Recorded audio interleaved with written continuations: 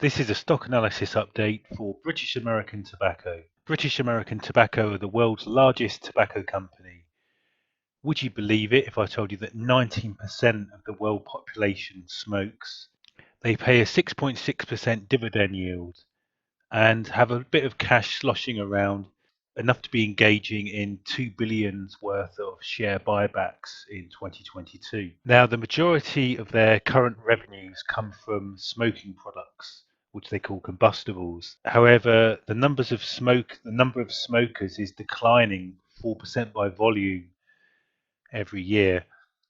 And so they're trying to replace that with these next generation products.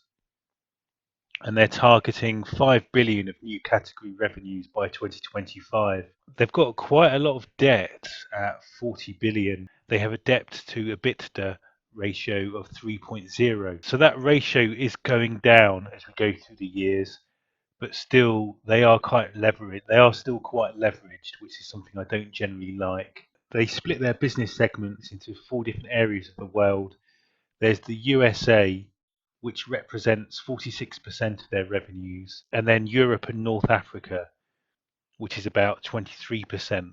So the majority of their revenues come from the US or Europe. And then they have their Americas and Sub-Saharan Africa. This actually includes Canada and the Asian Pacific and Middle East region, where Japan is particularly important. The majority of their revenues are based on their smoking products, and you see that they have these premium brands here, these well-known brands, which they can sell at a high price, and which tend to be sold to more well-off customers. However, the number of people smoking is reducing as time goes on, and so they're hoping to replace that with these other products.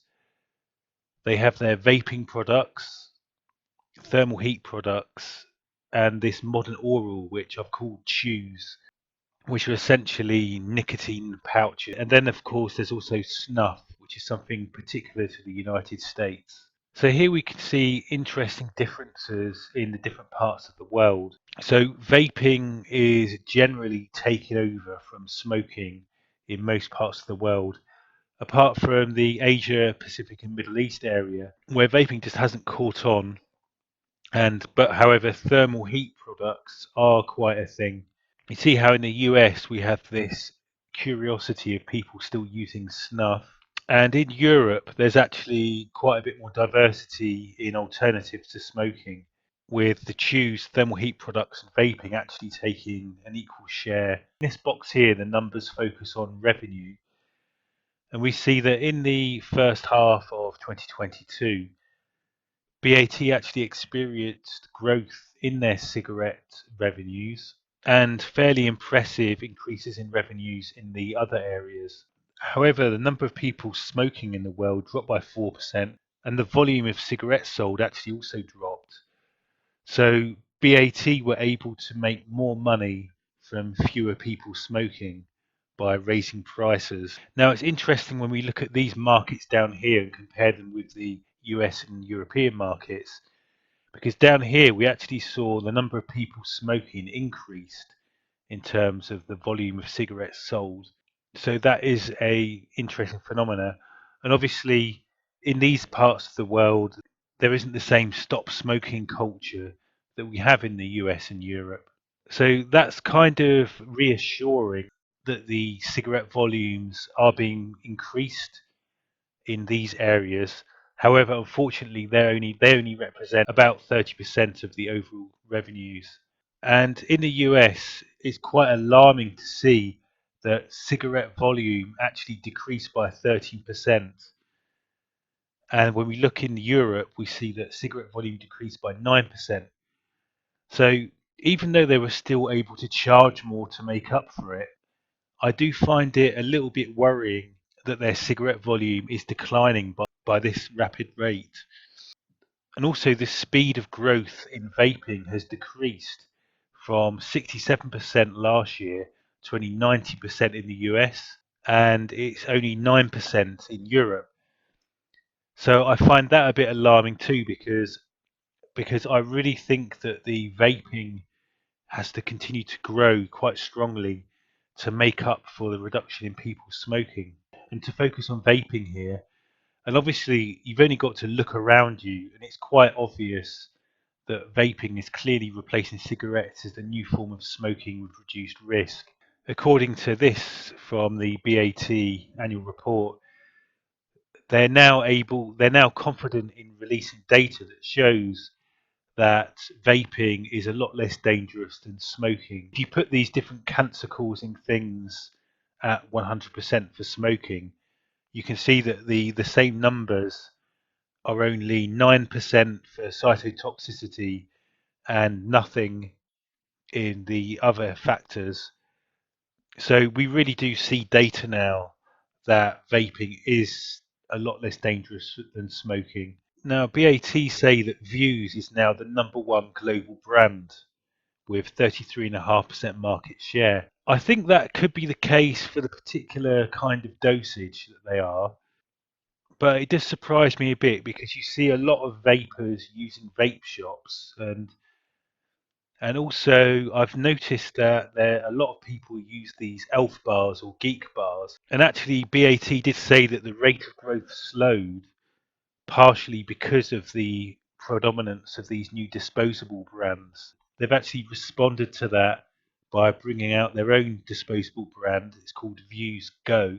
But it's a bit unfortunate that this is only available in the UK market. And so I'm a little disappointed by how the volume of vape products they sell has slowed down. And it is quite clearly a very crowded market. And I'm a little concerned that the growth in their vaping sector won't be enough to overcome the inevitable collapse in their combustible sector. As you'd expect from the data here, the vast majority of their vape volume and vape revenues are coming from the US and Europe. So another alternative to smoking is their thermal heat products, which just heat the tobacco to give you the nicotine rather than burning. And you can see data. You can see the data from these thermal heat products down here compared to the vape products. They're no way as safe as the vape products, but still a lot safer than smoking cigarettes, where you're actually burning all the nasty chemicals. So we can see that these are growing at quite an impressive rate, and of course, most of the sales are either in the Asian Pacific area or in Europe. There's also these modern oral products, which I'm calling chews. They have very impressive growth, but that growth is actually only a very small percentage of the overall tobacco market. Still, it does help them a bit in the Europe area. You can see here how the vast majority of their sales are in Europe and revenues. And then finally, to come on to the combustible products. So apparently they sold 637 billion cigarettes in 2021, but the volume is down 4%. And this follows a similar trend worldwide with less people smoking. Now they mitigate this a bit by focusing on the high value brands. We can see here how the volume does continue to fall over quite some number of years. It's quite important to note that actually, although the US was only 10% of their volume, it represented 46% of their revenues. So this does make the declining volume in the US alarming, even if they were able to get away with higher prices. In April this year, the FDA announced a proposed ban on menthol, and this actually represents 55% of the US cigarette volume. Now, that is actually a bit of a risk that has to be considered. Menthols have already been banned in the UK and the EU, and then when that happened, people just started smoking normal cigarettes instead. But it is still a bit of but it is certainly a negative factor to think about. We've got here the percentage of smokers in the UK going back to the 70s, and we do see here the continual decline of the number of people smoking. When you look at that across different age groups, we see that with older people, they are the people who are just so addicted and have been for decades that they're kind of never going to quit. They die off every year. And then the question is, how many young people take up smoking to then replace them? And it is surprising that even as recently as 2019, 20% of young people were smoking. I find that incredible, really, when you look at just how much information there is out there why not to smoke. But there is obviously still a churn of new smokers coming in, but we do see a gradual reduction. But I can't help to think that vaping and the vaping phenomenon is going to be speeding up that process. At the same time, though, you could kind of see the volume bottoming out. So it's kind of hard to know. I think really we can assume a reduction in the number of people smoking. When you see the acceleration of that recently, there is a worry that vaping is going to collapse those revenues really quickly.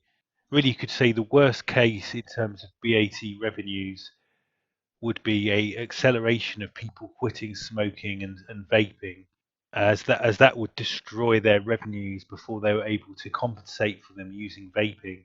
The best case, though, might be if this bottomed out.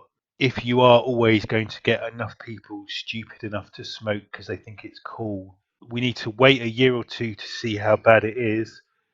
But this current trends are looking very dangerous. So here's the last 5 years share price for BATS.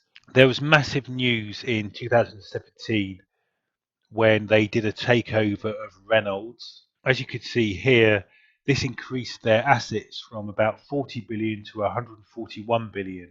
So this was actually a massive takeover, and from that they acquired the Camel and Pall Mall brands, and they also used this takeover to acquire the Views vaping products. So this was obviously a very important takeover for BATS. Since then, though, actually all tobacco stocks had a bit of a Kodak moment, and the share prices went down quite considerably. Then, when we move forward to about 2020, then there was a few interesting strategic moves. They took over Drift, and with that, that enabled them to take over the Velo brand for their modern oral products. And then in early 2021, they trialed a Views CBD product in Manchester, and they also bought a 20% stake in the company Organigram. And this company actually produces cannabis and CBD oils. So they now have the full supply chain and the CBD product.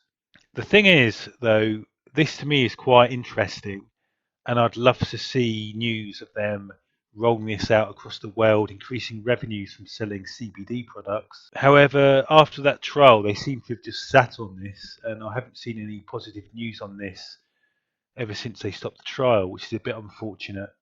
They were able to announce that Views is now the #1 vaping brand in 2021, and in 2022, they created a biotech company, because obviously all around the world they currently have loads of tobacco farms that they buy off, and using biotechnology they could potentially, as people stop smoking, use those same tobacco plant tobacco farm contacts to produce genetically modified different products. So that's quite an interesting story that creates a bit of spice, but again, nothing really material has come of that since. So the beginning of this year was when I did my video on BATS, and I actually bought some, and the price has been okay for the market we've been in. I'm quite pleased with the price action. The only big news item since then has been their exit from Russia, which cost them 3% of their revenues. But then, other than that, it's actually been quite boring, and generally, I do like to think that no news is good news. We did have their half year report come out in July. Now, as I already went into, they announced increased revenues, including increased revenues from smoking. However, their operating profit was down 25%. However, it would have actually been up 8% had it not been for them having to take an impairment on their Russian assets. But in terms of general trends, it was very positive. And as well as 4% adjusted revenue growth. They actually had a bit of a boost to their revenues thanks to FX effect. In previous years, they've always had revenue growth, but that was despite a negative impact from the pound being stronger against the dollar. Well, in the first half this year, the pound was a bit weaker against the dollar, and so that led to a nice cash boost on top of their 4% adjusted growth. They reported new category profits for the first time. They'd been kind of hiding that previously, and they came out that their new category products made a loss of 0.2 billion in the first half of 2022. And of course, since they did that half year report, we had this big catastrophe in the UK that led to pound sterling weakening quite considerably. So we could see by year end a real nice boost from the weakening pound. So if I look at their profit and loss here, and they do have a good history of increasing the revenues, like I just described, and that was up 6% as of the interims this year. This is a really robust track record of revenues and net income, and they do look actually here very much like a classic defensive stock, exactly what you'd expect from a tobacco stock. Very reliable revenues coming each year and improving. These increasing numbers were despite negative headwinds from FX effects. So that's actually reversed with the weakening pound. It gives us a bit of a bonanza when we get to full year this year, following what just happened to the UK pound sterling. From here, they're actually been reducing costs a little bit. And although it's a bit unfortunate that we're going to see a downtick in net income in 2022, that is because of 1 million. That is mainly because of 1 billion impairment from Russia. And so, taking account of that, the this trend does continue. It's notable that they had also a zero point 0.5 billion legal impairment. But last year they had a zero point 0.4 billion legal. So I think part and parcel of being a tobacco stock is you have to pay off about 500 million in legal fees every year. But all in all, a very solid performance, an extremely rugged track record in terms of their income stream. It is notable, though, that the majority of their revenue and operating profit does seem to be coming from the US. And here we can see how combustibles really does make up the majority of their revenues, with new categories struggling to catch up there. So moving on to their assets and debts. So I've already mentioned what a big difference the Reynolds takeover was, and in particular, a lot of that increases is centered around intangible assets, which, as I'll come to, is generally actually around the actual brand names, plus quite a bit of goodwill. Now, it's actually a very similar signature as you go through the years, particularly after the takeover of Reynolds. Perhaps the most interesting thing is the debt, and they are still quite saddled with a lot of debt here at about 40 billion. So I've done this chart here that shows you the composition of their assets, and I do actually find it quite concerning that about half of their assets are intangibles within the brands category. Now, I know that branding is very important to a tobacco company, but for me, I worry about their smoking brands because I think in 10 to 20 years, once all the data's out, I'm expecting smoking to actually get banned. And I wonder, really, are these tobacco brands as valuable as they think they are? And in particular, are they being amortized? I took a look at their financial report, and shockingly, no, they're not being amortized. And they say here, that around 69 billion of their intangible assets are basically their brands, their trademarks. And they're saying that they're essentially eternal, they don't lose value. Well, I actually disagree with that. I think that may have been the case back in the 50s, but as people switch from smoking to vaping, I think that these brands are going to lose their value, and so I actually call into question their valuation and say that actually, for me, if I want to like play safe, I would say a price to book of 2, not 1, because I wouldn't actually include this.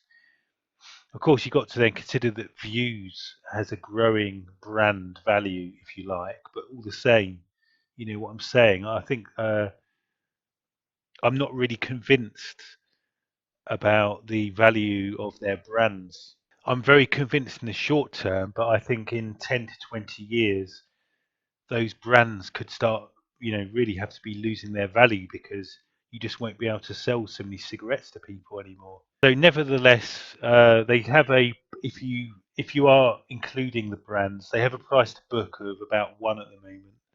So even a price to book to 2, would be not that expensive. And you can see here, though, it's a bit unfortunate how their long-term debt stacks up as well against their assets. Here we see British American Tobacco and also Imperial brands here. But you can see that British American Tobacco have a better price to book ratio, but a worse price to earnings ratio. And they're down here with the commodities. For the kind of market that we're in, tobacco stocks are certainly in the right corner of the room in terms of the valuations. And here I've got their market cap against their assets, and this is, in terms of their market cap versus assets, this is a very nice profile. Even if you take on board what I said about their price to book and the valuation of their brands, it's still, you can't argue this is not a bad profile. My only criticism would be the debt here does seem excessive at 40 billion, and then when you weigh that up against the total worth of their assets, it's a bit unfortunate. When I did my first video on BATS, I only had 5 years worth of sector data to look at. However, I since discovered this Find Data website, and so now I've got data going all the way back to 2002.